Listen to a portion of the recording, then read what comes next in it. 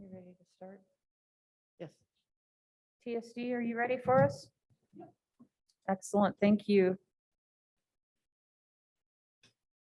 Good morning. I'm going to call to order this meeting of the Monroe County Board of Commissioners. It is Wednesday, June 29th, 2022. And we will begin with our statement. We, the Monroe County Board of Commissioners, renew our commitment to welcome and protect the rights of all people, regardless of age, race, color, creed, disability, sexual orientation, gender, gender identity, marital status, economic status, and national origin. And we affirm the right of every person to live peacefully and without fear, and we will fight and resist at every step discrimination and harmful policies, whatever their source. We also stand in support of our county's public school systems, both RBB and MCCSC. And with that, I will note that the Board of Commissioners has signed on to a local public official statement on the reversal of Roe v. Wade. And it reads as follows: in response to the devastating and harmful decision by the U.S. Supreme Court to overturn Roe v. Wade, the undersigned public officials in Bloomington, Monroe County, and township government stand together in support of an individual's right to bodily autonomy and reproductive choice. Further, as community leaders in Bloomington, Monroe County, we are proud to fund the healthcare, childcare, and birth control needs of low-income individuals and families through multiple local grant programs and township assistance. We stand with Planned Parenthood and the All Options Pregnancy Center as they meet the reproductive health care needs of the most vulnerable in our community. We call upon state legislators in Indiana to exercise reason and respect and to protect individuals' rights to make their own healthcare decisions in consultation with their own healthcare providers. We object to any legislative course of action that further erodes a person's right to choose. Thoughtful compassion is the foundation of any just and equitable community. As public officials, it is our responsibility to speak out when we see rights stripped away from our residents, and it is our obligation to oppose decisions that will cause unjust hardship and increase poverty for those that we represent. We object to any civil or human right being taken away by activists on the U.S. Supreme Court, and to any legislative action that undermines the well-being of our residents or those of the state of Indiana. With that, any other comments? Okay. So we have a couple of proclamations today.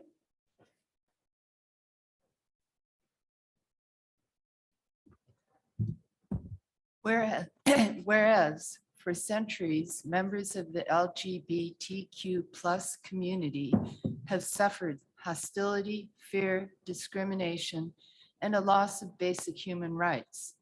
And in the early hours of June 28, 1969, in New York City, police raided the Stonewall Inn, which sparked the Stonewall riots. And the Stonewall riots became a catalyst for the LGBTQ+ rights movement, and LGBTQ populations generally share the racial and ethnic characteristics of non-LGBTQ+ individuals. And whereas teens who identify as LGBTQ+ are more than twice as likely to experience homelessness than their heterosexual and cisgender peers. Youth who identify as LGBTQ+ are 4 times more likely than their peers to attempt suicide. Research has found that LGBTQ+ youth are more likely to experience stress and fear in school than are non-LGBTQ+ youth. And those who experience this stress are more likely to drop out of school and or have higher levels of depression and anxiety than their peers. We applauded the U.S. Supreme Court's role in expanding protection of LGBTQ+ rights that included barring workplace discrimination and the legalization of same-sex marriage. And we will work to ensure that these rights are both maintained and expanded. Whereas we support the 2010 repeal of the U.S. military's policy of don't ask, don't tell. And in support of Pride Month, we have flown the Pride flag throughout the month of June at the Monroe County Courthouse. As we say every week in our opening statement, we affirm the right of every resident of Monroe County to live peacefully and without fear. Now, therefore, we, the Monroe County Commissioners, proclaim June 28th, 2022 as Pride Day. Thank you so much. We also have some personnel changes in Monroe County government. Eric Evans, who's been our Director of Technical Services Department since 2013, is leaving our employ, and we're really sad and but proud of him and his hard work. Greg Crone will become the Technical Services Director, and Richard Kreider will become our new fleet and maintenance person. So really appreciate everyone's hard work, and we've made a proclamation for Eric Evans Day in Monroe County. Whereas Eric Evans was hired as the Director of Monroe County's Technical Services Department in 2013. In his tenure as the director, Eric raised the standard for the county's technology. And Eric oversaw the migration of data to the cloud, guided the creation of our new website, and provided vital support in the creation of the OpenGov system for the planning, building, and health departments. He led the Technical Services Department and Monroe County through power outages, cut cables, server issues, email spam, a flood, and a pandemic.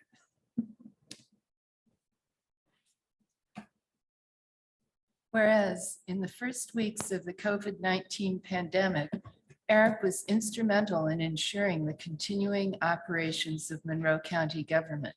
He worked tirelessly to ensure that county employees were able to connect with county servers as they worked from home. Eric utilized creative problem solving to organize our Zoom meetings. As the pandemic waned, Eric provided the guidance and planning to create a hybrid studio for in-person and remote meetings. Eric's leadership made it possible for Monroe County government to continue to serve its residents. As a musician, Eric has entertained countless residents. He served for a time in the Honor Guard for fallen veterans. Eric has an amazing sense of humor that we will miss. On behalf of Monroe County government, we wish Eric well on all of his future endeavors. Therefore, we, the Monroe County Board of Commissioners, proclaim June 29th, 2022 as Eric Evans Day in Monroe County. Thank you. How about that?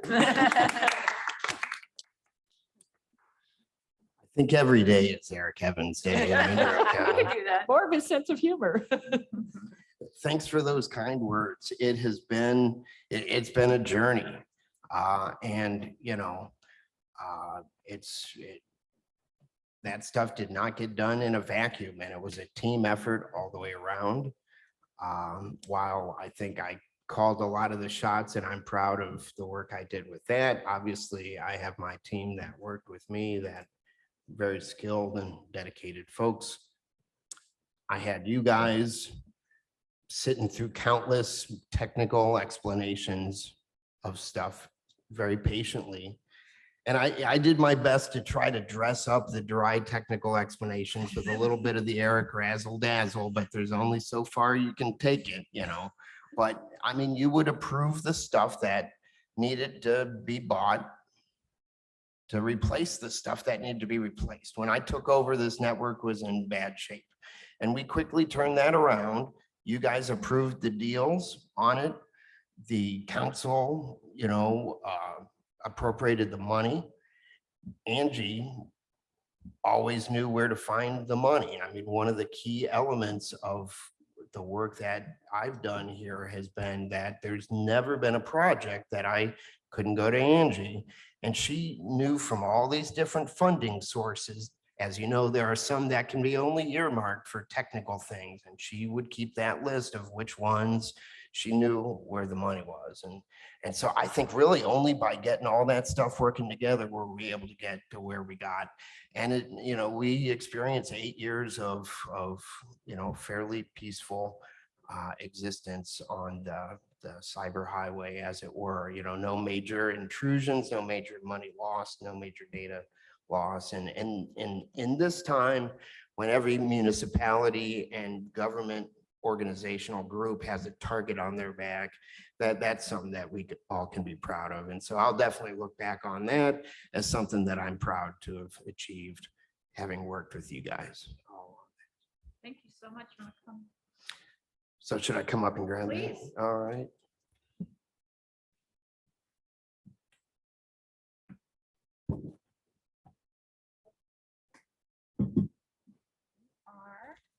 This.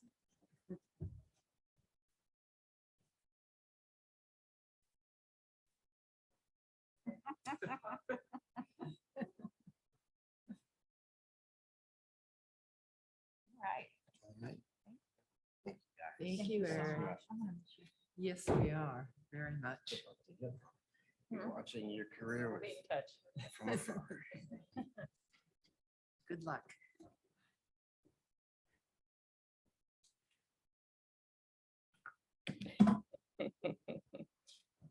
All right.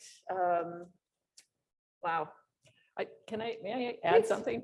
Over the weekend, I was talking to somebody in the assessor's office who was telling me how thankful they are about what happened at the start of the pandemic. And we were able to keep our employees safe and still conduct county business because of Eric's efforts. Absolutely. Yes, and I'd like to add that not all county employees and elected officials were easy to get participating on Zoom. And I was certainly one of those. And Eric was very, very patient and went quite a ways out of his way to help me be able to continue to participate in our meetings. So important. Yeah, absolutely. And something we failed to put in the proclamation was the fact that Eric has been an expert negotiator throughout. He's always managed to find great deals on all of those purchases that we've had to make. So we appreciate that. The great skill that takes is never appreciated the way it should be. So, but we certainly are going to miss him. And Mr. Crone, good luck. Welcome to your new job, and thank you. All right. With that, we do have department updates, and it appears that Lori Kelly, our new administrator for the health department, will be providing our update today. Good morning. Good morning, thank you. So just a few updates to go over. The COVID-19 cases are still stable, but the high transmission remains. Our hospital numbers remain steady. Deaths are very low. Our CDC community level is low. On Monday, the average number of cases were 26 and cases per 10,000 were 51. There are Indiana counties in medium and red community levels.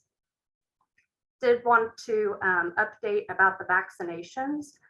Children 6 months to 5 years are now eligible for the COVID-19 vaccine.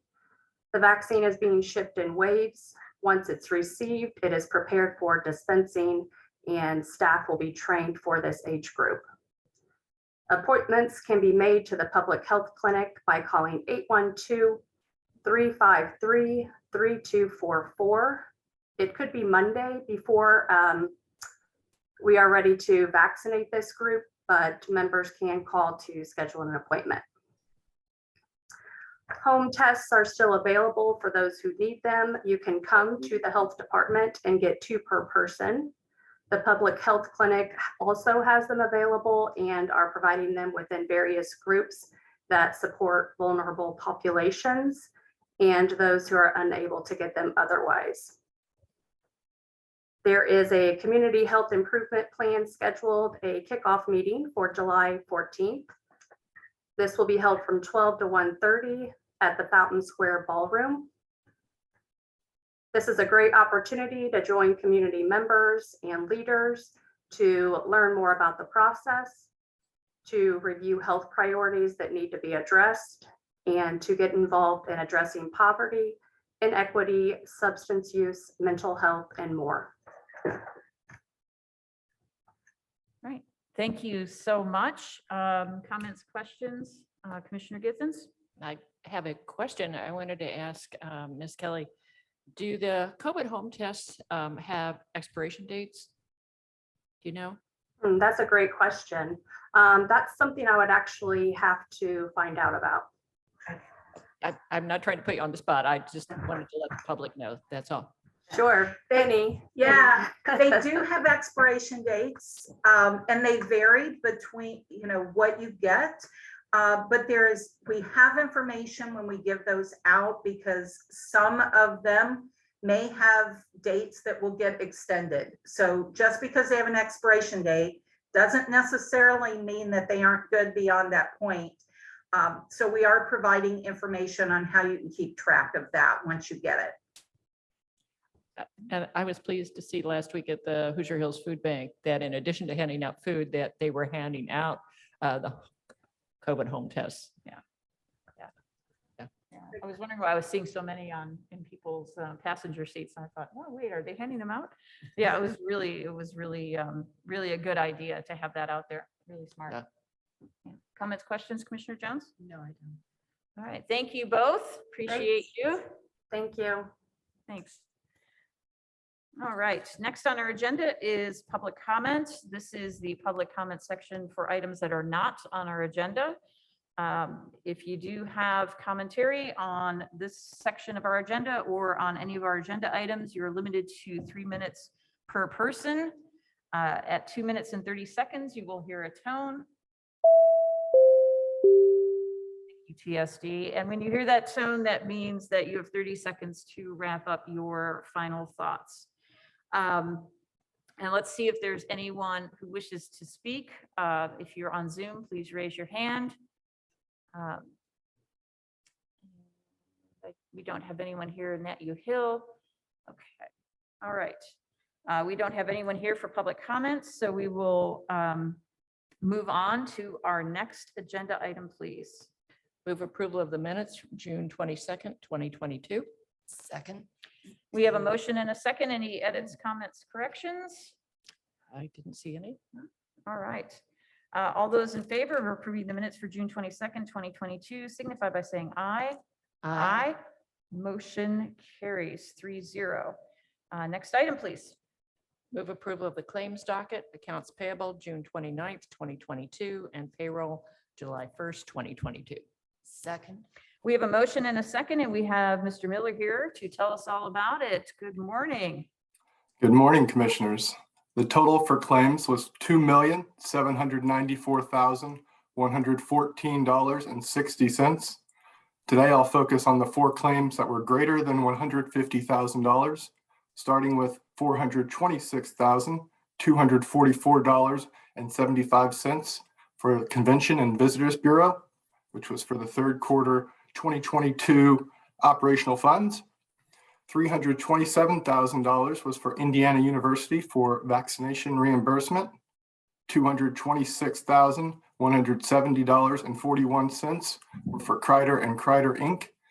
For the construction for Profile Parkway, pay application number 9. And finally, $159,000 was for Regions Bank Convention Center loan payment. As far as payroll, the total was $1,748,632.62. 70.5% were for the direct costs of the main supplemental and incentive payrolls, and the remaining 29.5% were for the indirect costs, primarily taxes and retirement. All right, thank you so much, Mr. Miller. Comments, questions, Commissioner Githens? No, thank you. Commissioner Jones? No. Thank you again. And let's see if there's any public comment on this item. Mr. Cockrell. Yeah, I would just note that I didn't hear Mr. Miller say this, but I wanted to make sure that everyone is aware that we will have, or I think we turned in a claim that will be paid today for $641,000 and $641,807.75, and that is for the property purchase with the ledge wall quarry. This has gone through both the council and the commissioners. Just wanted to kind of make sure it is part of the record, and if the commissioners would desire to amend the motion to include that, I think that would be really helpful. I move that we amend the motion to add into the claims the purchase of the Ledgewall property. Second. We have a motion and a second to amend the claims. Any public comment on this item? Seeing none, all those in favor of approving the amendment for the claims signify by saying aye. Aye. Motion carries 3-0. Thank you all so much. Thank you. And so the closing is tomorrow? Yes. Yes, which is exciting. Okay. So let's see if there's any other comment from the public on the amended motion. Seeing none, all those in favor of approving the amended claims docket, accounts payable June 29th, 2022, and payroll July 1st, 2022, signify by saying aye. Aye. Motion carries 3-0. I will note for the record that we have received a report from the clerk, and it is for May of 2022. And now we will move on to new business. Item A, please. Move approval of the ratification of 2022-23 Juvenile Detention Alternatives Initiative, or JDAI, grant contract.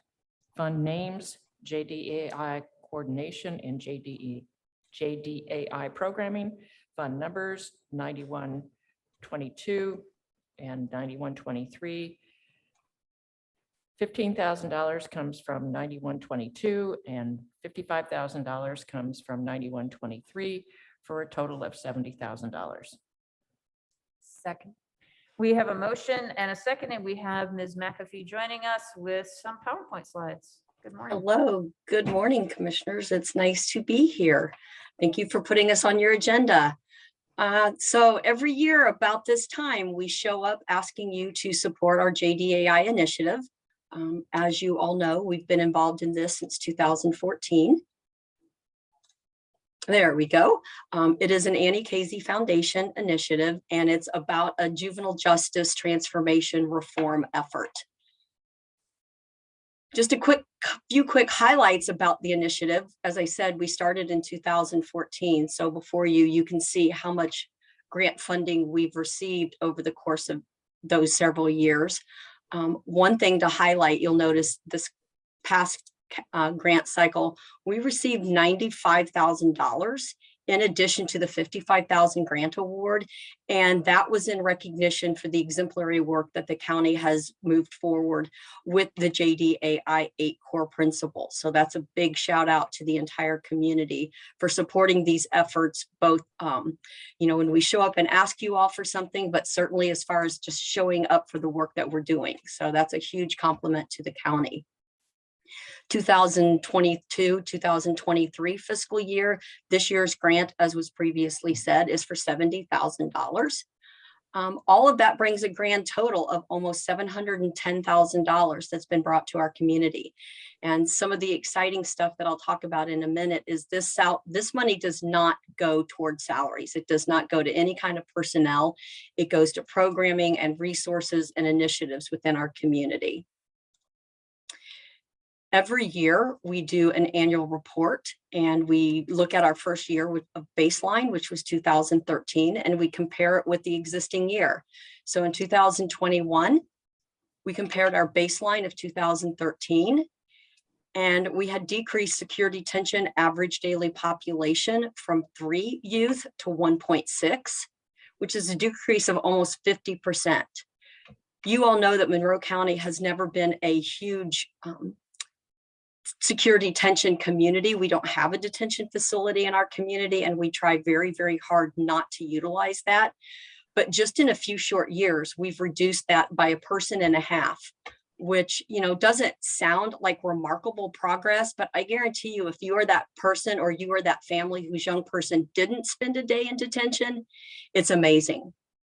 2013, we had 66 admissions into secure detention, and we've reduced that almost by half. The average length of stay is also decreasing. Just a little caveat that I try and remind folks that as our secure detention utilization decreases, it's not uncommon for the average length of stay to increase a little bit, because what we're trying to do is get rid of those young people who are there for 1, 2, 3, 4 days. And so what we might find is they're more serious offenses that are being detained, or for young people who are looking for resources outside of our community. I'm super excited to tell you that did not happen in 21, but the reduction in length of stay isn't quite as impressive as some of the other numbers, but I think we can talk about why that is. Finally, commitments to the Indiana Department of Correction, which is the equivalent of prison for young people. Again, Monroe County has never been a strong user of Department of Correction for our young people. And in 2013, we committed 3 young people. And in 2021, it was only 1 person.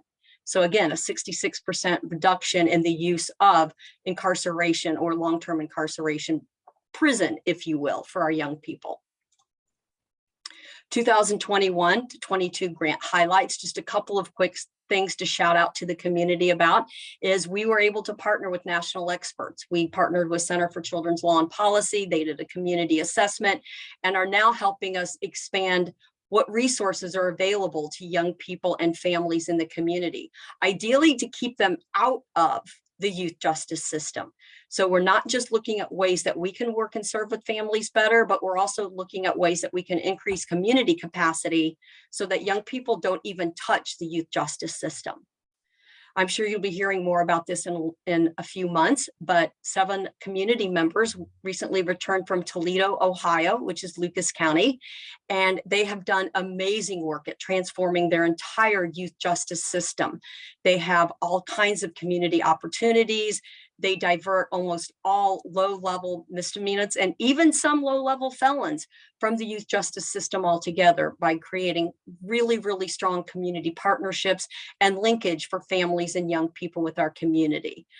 We've provided learning opportunities for community and staff. We've done trust-based relational intervention. We continue to support the Undoing Racism and community engagement. Actually, this afternoon, a couple of probation officers and I and some community folks are heading out to Switchyard Park. We've done this already, just providing sandwiches for lunch or dinner, bottled waters. We did it one day a couple of weeks ago when the heat index was over 100, just as an outreach to the community to say probation isn't just about compliance and punishment, but we also live in this community and we want to do everything we can to keep our community safe and well fed. We've also continued to sponsor our book club and reach out to the community in any way that we can to support things that are already existing. For instance, the MC3 Summit sponsored by our YSB, JDAI funds were used to support accessibility services for last year's summit. The grant that we're asking you to ratify, as I said, we're looking at expanding our community diversion opportunities, really looking at what are some things that our community already has existing that we can support. How can we increase capacity? Things such as restorative justice, things such as mentoring opportunities, so that we can try and keep kids and families out of our system. Youth and family engagement, we're going to continue that hard work. We recently did a presentation to our departmental leadership on what we think we can offer to keep kids and families involved after their involvement with the system, because we know that impacted populations are often not included in conversations about how do we transform systems. Local youth initiatives, as I said, the MC3 Summit. We're also going to support the City of Bloomington's youth summits that they offer in the spring and in the fall. And again, that continuing community engagement. Quickly, just wanted to give you some highlights with the secure detention information. I know that our people are very important to our initiative, but I also don't want to not mention the fact of the dollars that are being saved. So in 2007, we spent $432 in secure detention costs. In 2021, we spent $70,000. Since we began the JDAI initiative, we've decreased detention costs almost 70%. So again, I know the money is extraordinarily important. People are equally more important, but I wanted to highlight a couple of the successes that we've had with this initiative and so appreciate your continued support and ask you to ratify the contract that's in front of you. All right, thank you so much, Ms. McAfee. What a bunch of great information you provided to us. That was awesome. Commissioner Githens, comments, questions? I'm really proud to live in a community that does this kind of work and be associated with people like Ms. McAfee and the JDAI staff.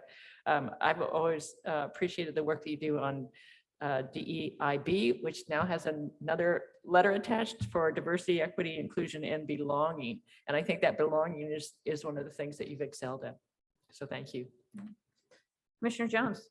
Yeah, this is just such a wonderful program and you really have accomplished amazing things. I think that one of the things that really impresses me about it is the involvement of families, which I think probably makes a huge difference. Thank you for all your work on this. A huge kudos and thank you to you and your staff. You have a lot to be proud of, and we really appreciate your work. And what that does is it builds a better community for all of us. So thank you for that. All right, let's see if there's any public comment on this item. Raise your hand on the Zoom screen or come to the podium in the Nat U Hill room. All right, seeing none, we will come back for a vote. All those in favor of ratifying the 2022-2023 Juvenile Detention Alternatives Initiative Grant contract signify by saying aye. Aye. Motion carries 3-0. Thank you. Great. Thank you all so much. Take care. All right, item B, please. Move approval of Painting Nature Program Service Agreement, fund name, non-reverting contractual, fund number 1179 in an amount of $290. Second. We have a motion and we have a second, and we have Mr. Robertson joining us from Parks. Good morning. Good morning. So this service agreement is for an individual to provide 2 painting nature programs in our parks. One of them would be scheduled in July, and then another one will be at a later date in the fall. So these programs will consist of a 30-minute environmental education activity to begin, and then will be followed by the painting, which will take around an hour and a half.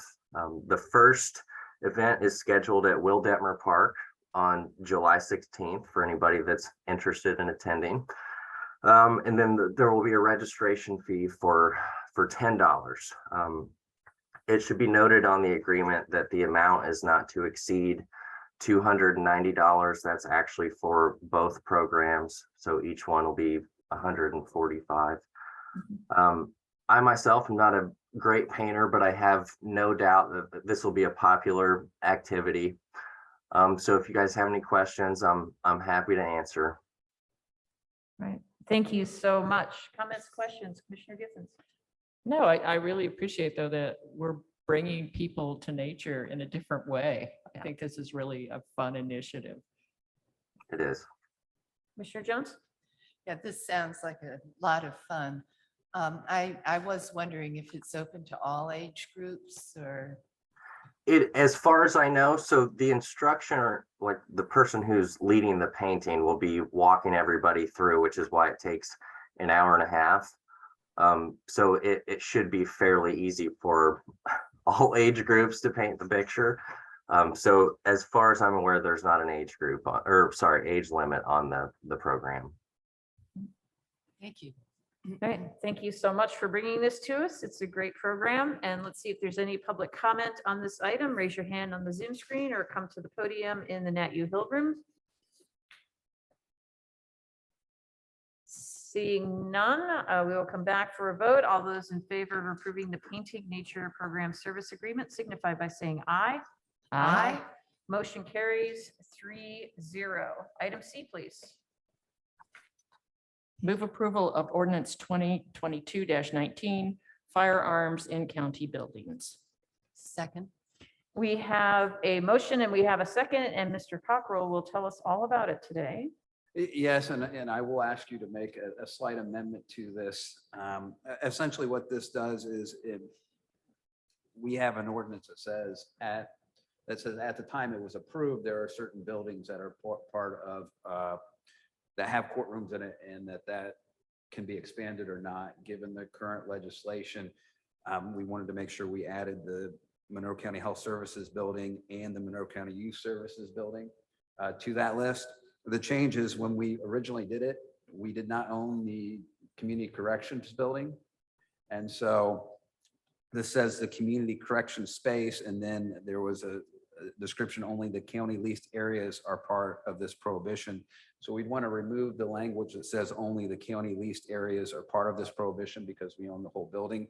And then we'd want to format the Community Corrections Space to read the Community Corrections Building located at 403 West 7th Street. But that is not really a change. It's adding the 2 new buildings that are the change. Right. Okay, I'm going to make a motion to amend as outlined by Mr. Cockrell regarding Community Corrections Building and the lease space. Second. We have a motion and a second. Any public comment on amending the motion? Raise your hand on the Zoom screen or come to the podium. Seeing none, all those in favor of amending ordinance 2022-19 signify by saying aye. Aye. The motion's amended. Would you like to continue to walk through the buildings that are on the list for the public? Yeah, and the buildings the first 4 were originally part of this is the Monroe County Courthouse. As you know, this room is a backup for the circuit court. The Monroe County Justice Building, for obvious reasons, the Curry Building, and we have the child support courtroom in that building, the Monroe County Community Corrections Building, where they do some hearings for people who utilize that. And then the additions that we've already talked about are the Health Services Building, located at 119 West 7th Street, and the Monroe County Youth Services Bureau, located at 615 South Adams Street. Thank you so much. Comments, questions, Commissioner Gissens? No, but I'm glad we're enacting this. Commissioner Jones? Yeah, just thank you for making sure this happens. Yeah, it's really important for all of us and our safety. Let's see if there's any public comment on this item. Raise your hand on the Zoom screen or come to the podium in the Nat U Hill room. Okay, seeing none, all those in favor of approving the amended ordinance 2022-19 signify by saying aye. Aye. Motion carries. Thank you so much. And we don't have any appointments today. I do have a few announcements. Probably the most important one is on July 4th, we will be rededicating the Alexander Memorial on the southeast corner of the courthouse square. And that will begin at 9 a.m. and that's with the assumption that the parade begins at 10. So many people have donated, assisted, provided support to make this happen. We're so excited and proud of this moment. It's a perfect day to rededicate this important monument for our community to all the veterans of all the wars. So please join us at 9 a.m. on the courthouse lawn, and the program will be done in time for the parade, which is scheduled to begin at 10. So you can get there early and get downtown and enjoy both events. It's a perfect way to spend 4th of July. If the weather is inclement, we will move the ceremony indoors, so we're prepared for either. Just a reminder for all of our residents that we do have office hours. We do hold office hours via Zoom 6 days a month. And all you have to do is go to co.monroe.in.us, look at the calendar, and you can see a variety of days and times when we're available to you to hear your ideas, to hear your concerns. These, as Commissioner Githens points out, these are not recorded meetings. These are private conversations, virtual office hours. We're really happy to provide that for our residents. There are 2 blood drives scheduled for July 14th, which is a Thursday, 10 to 3, and Friday, July 15th, 1 to 6. These are both going to be held at Ivy Tech. And if you want to make an appointment, which we encourage you to do, please do so at redcross.org. And thank you to Ivy Tech, Emergency Management, and redcross.org. And just a reminder, the Health Improvement Plan kickoff meeting is July 14th, 12 to 1:30 at Fountain Square.